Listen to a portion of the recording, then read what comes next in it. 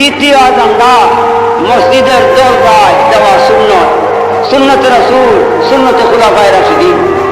হাদিসের বিরুদ্ধে দলিল কিয়ামত পর্যন্ত নাই আর হবে না। স্পষ্ট হাদিসের দ্বারা যাহা মীমাংসিত রয়েছে, এরপরে মীমাংসা করার সাধ্য কিয়ামত পর্যন্ত কারো থাকবে না।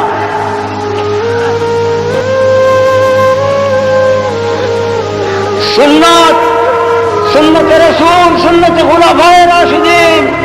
হুজুর বলেন আলাইকুম বিসুন্নতি ওয়া সুন্নতি খুলাফায়ে রাশিদিন। আলাইয়ে উজুবের অর্থের জন্য পড়তে হবে আমার সুন্নত, আমার খুলাফায়ে রাশিদিনের সুন্নত হে কিয়ামত পর্যন্ত উম্মত সকলের জন্য ওয়াজিব।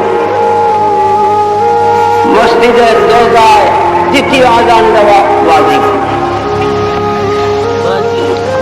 আমল করা ওয়াজিব। ওয়াজিবকে হেলালসি ছাড়িয়ে দিবে, গুনাহগার হবে। গুরামি এনকার করিয়া যদি কেউ ছাড়িয়ে দেয়, গুরামি করিয়া কাফের হবে নিঃসন্দেহে।